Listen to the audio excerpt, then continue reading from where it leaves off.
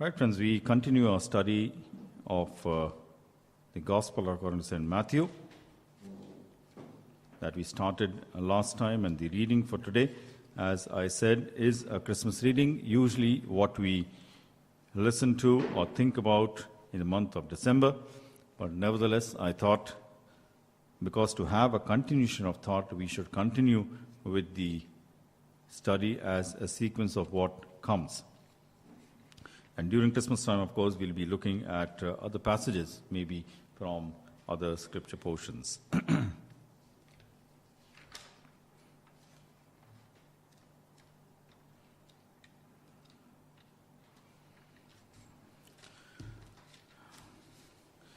So last Sunday, dear friends, we were looking at the genealogy of Jesus Christ as explained by Matthew. And Matthew in his genealogy presents Jesus as the coming king from the line of David, and also as the Messiah or the Savior of the world from the line of Abraham. From the line of Abraham. God had promised David that your throne is going to last forever, and God had promised Abraham that you are going to be a great blessing. Through you, the whole of the earth will be blessed. But one thing that stands out in this genealogy is verse 16.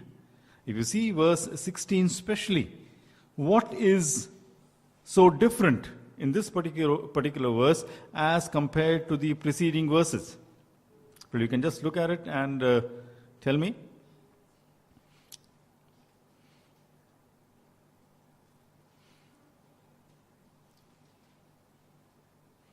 Verse 16 stands out as something different from all the preceding verses. If you write from verse 2 right to verse 15, there is a particular way that Matthew is writing.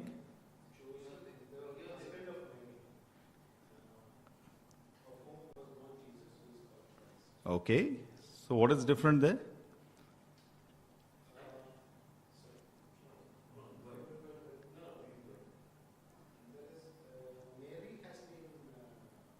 Highlighted. Mary has been highlighted. Okay.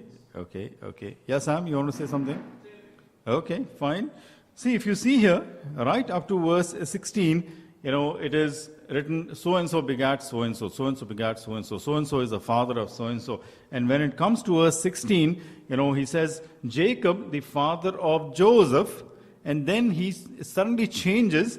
He says, the husband of Mary. Joseph is the husband of Mary, of whom was born Jesus. That means he stops short of saying, my dear friends, that Joseph begat Jesus. He doesn't say that, because that was not so, and which he explains in verses 18 to 25. In verses 18 to 25, this is exactly what he explains. What does he say in these verses, the verses that we read? He says that Mary was betrothed, or he was pledged to marry Joseph, and this stage of betrothal or being pledged to marry is more than an engagement. An engagement, as we know today, it can be broken. It's not something legal as such, all right? It can be broken, but as far as the betrothal is concerned, it cannot just be broken. If there are any issues, any problems that cannot or could not be resolved, as in this particular case, they had to get a divorce, a legal divorce in court, or at least privately in the presence of two witnesses, they had to say that this betrothal is no more. And Joseph, as we read, decided on the latter, when he found that Mary was carrying a child, Mary was pregnant. And yet, we know that he changed his mind in obedience to God when God spoke to him through a vision or through a dream and told him that Mary is pregnant through the power of the Holy Spirit. He changed his mind because, what is the reason?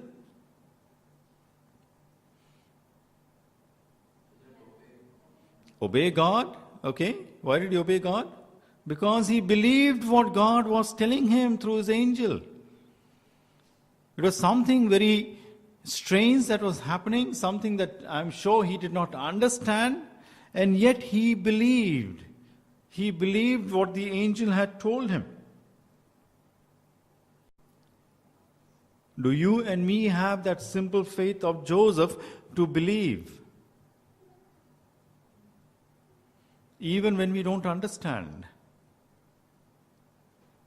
Even when it is beyond our rational mind.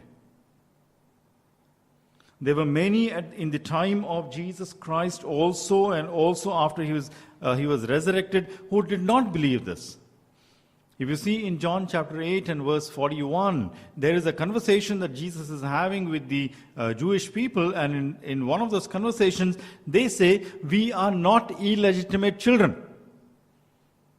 And they also stopped short of saying, "My dear friends, like you." That's what they meant in their mind. Because even in those times, there were strong rumors that Jesus was born of an illegitimate or immoral relationship.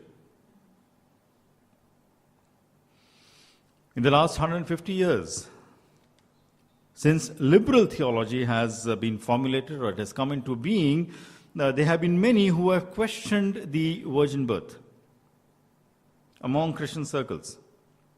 The liberal theologians tend to put the miraculous, anything that is miraculous, the virgin birth, all the miracles of Jesus Christ, and the resurrection in the realm of superstition.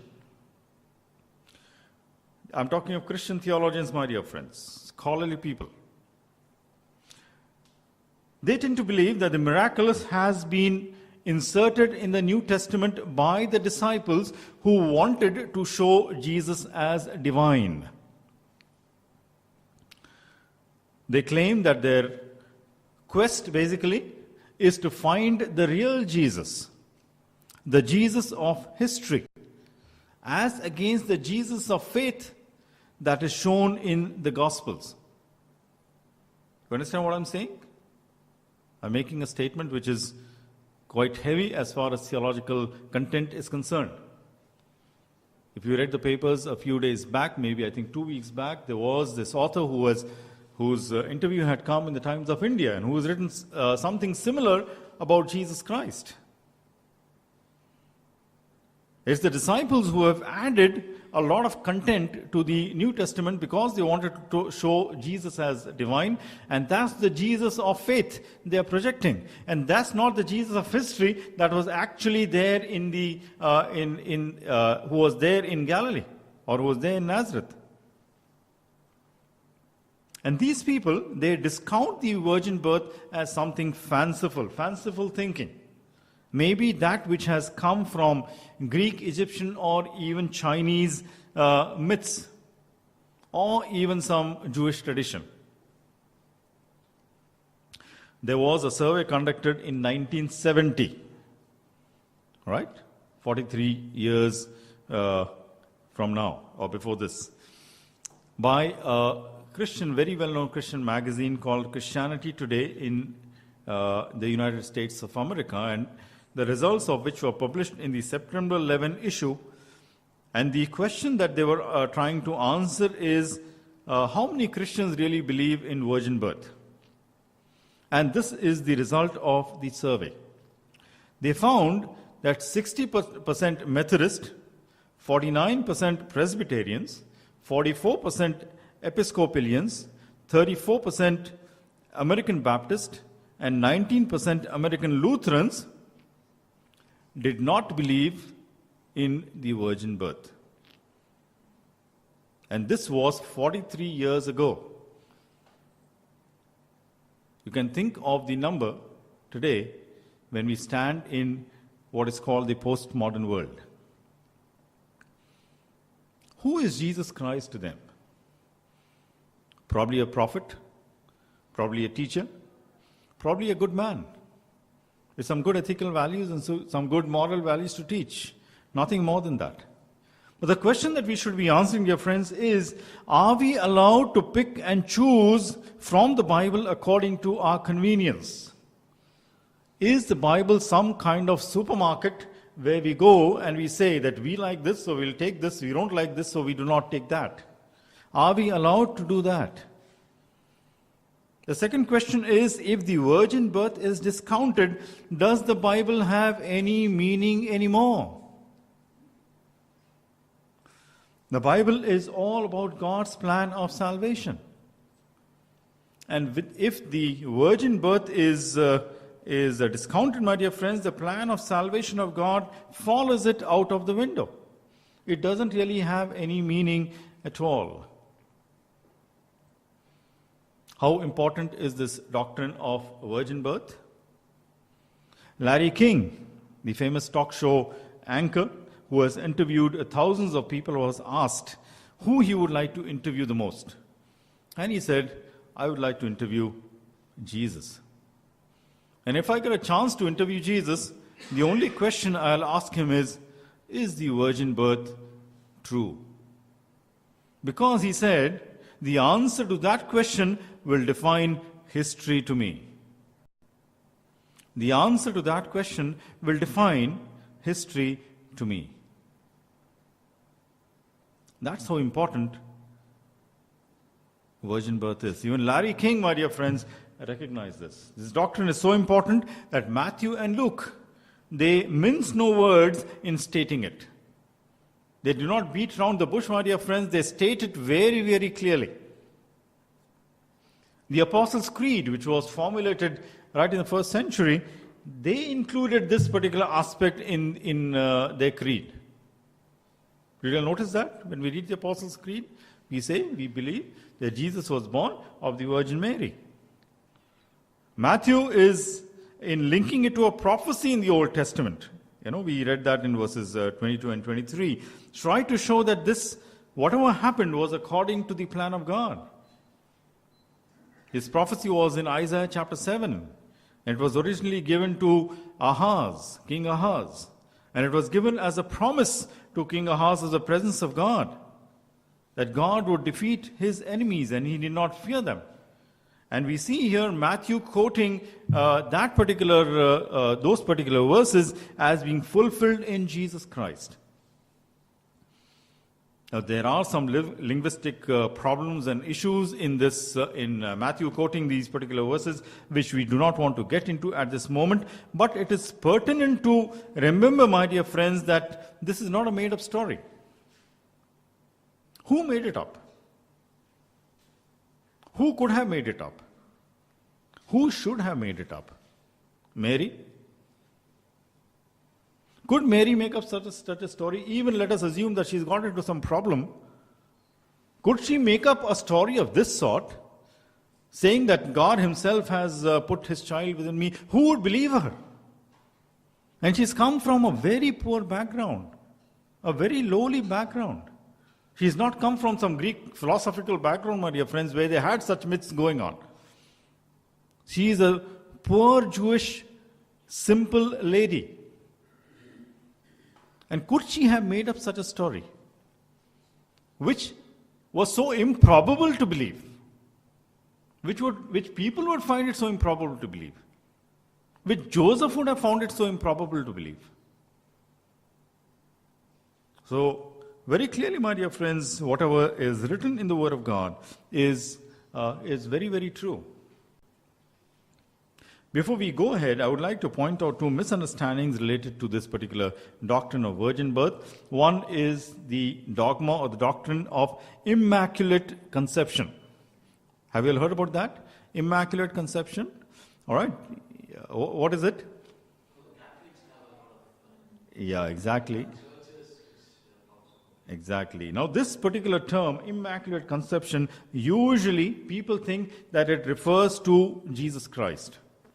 That's the understanding that people have, but that's not the right understanding. Actually, it refers actually to Mary. And this is the doctrine of the Roman Catholic Church, where they believe that Virgin Mary's soul was free from the stain of original sin. You all get me? You understand what I'm saying? And Mary's soul, that was free from original sin.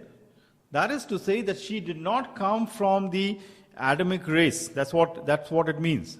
Because anyone who is born of Adam, basically has the Adamic stain or sin in him. Right? So they believe that here is someone who God had created specially to bring his child into the world, or to bring Jesus into the world. But the Bible, my dear friends, is very, very clear that Mary was a simple, normal human being chosen by God because of her faith and her obedience. That's all. And this was made into a dogma by Pope Pius IX in 1854. Before that, it was not a doctrine. And the 8th of December is the day they celebrate as the Feast of the Immaculate Conception. Let me tell you, this is not biblical. This is not what the Bible says.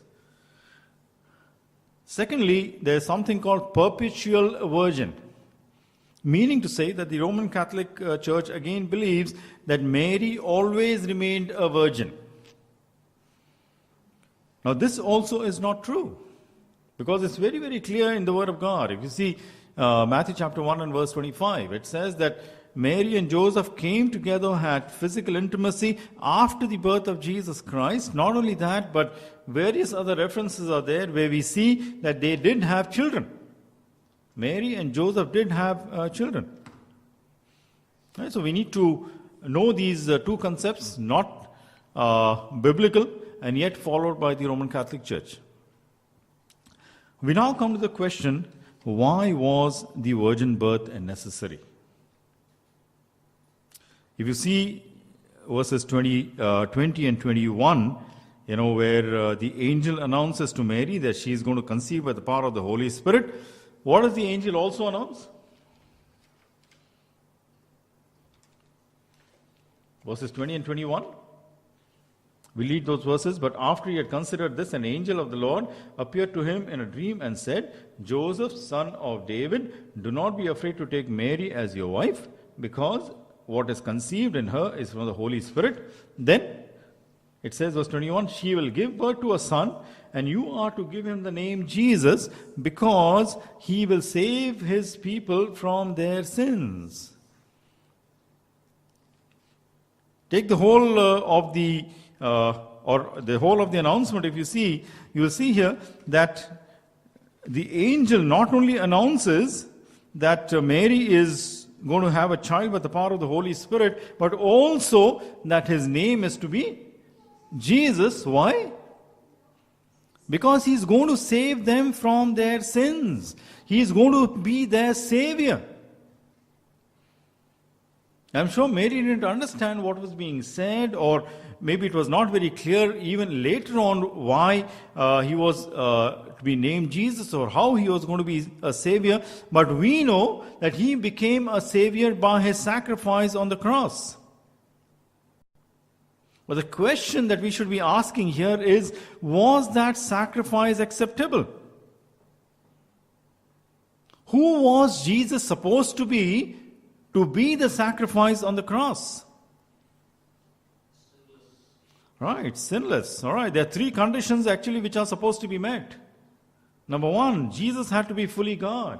Number two, Jesus had to be fully man. Number three, Jesus had to be sinless. And let's examine these three things in brief. Was Jesus fully God in his birth? He certainly was not from human union. That's very, very certain. So he was just not human in a way. Matthew and Luke, they tell us very clearly that it was by the power of the Holy Spirit. And if you see Luke chapter 1 and verse 35, it says there, because he was born of the Holy Spirit, he was called the Son of God. Let's open to that verse. Luke chapter 1 and verse 35.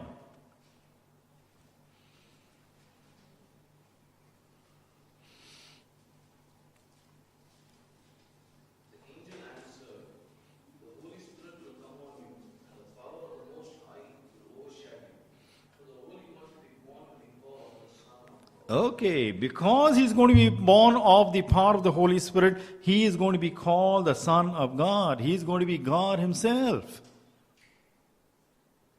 And again, we see here in these very verses, Matthew is telling us that he is going to be Emmanuel, God with us. His words declared him to be God. He was fully God in his conception. He was fully God in his birth. He was fully God in his ministry. And he was fully God upon the cross. He was fully God in every way at every point of time. The second condition is that he should be fully man. Was he fully man? How do we say that? Exactly. He was born basically to a woman. He was born to Mary, making him fully human. And was he sinless?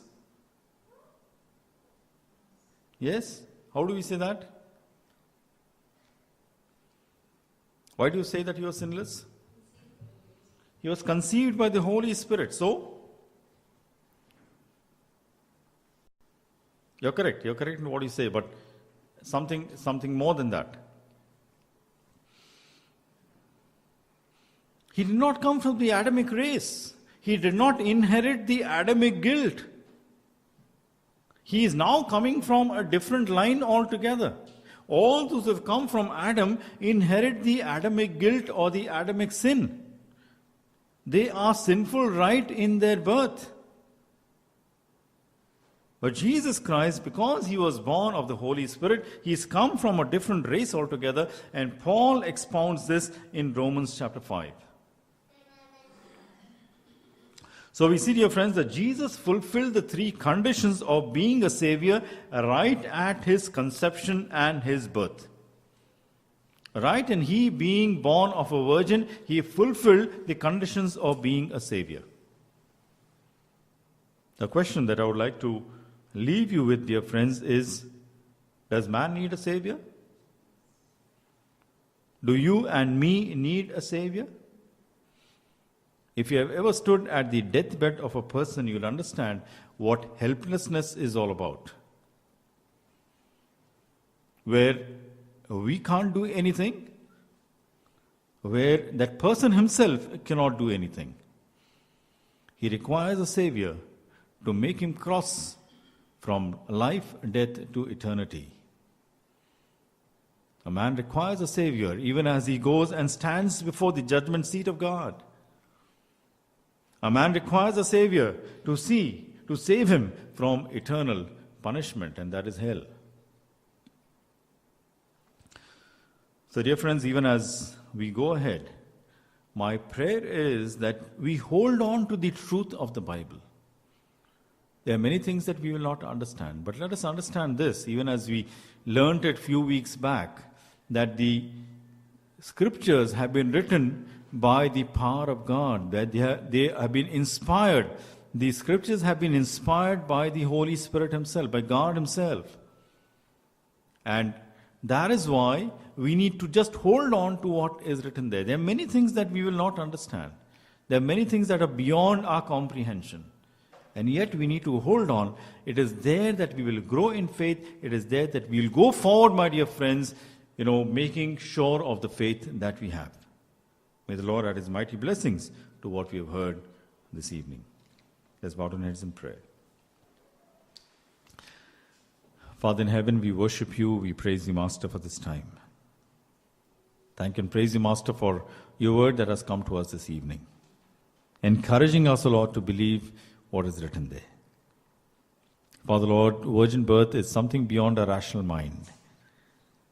But what is impossible for you, a God of infinite glory and infinite power? Yes, Lord, if our Lord Jesus Christ could raise Lazarus from the dead, if that was the power he had, surely, Master, Lord, in his birth he was God himself. Yes, Father, we pray that our faith may grow, and Lord, you may use us for your glory. We commit ourselves in thy almighty arms. In Jesus' name we pray. Amen.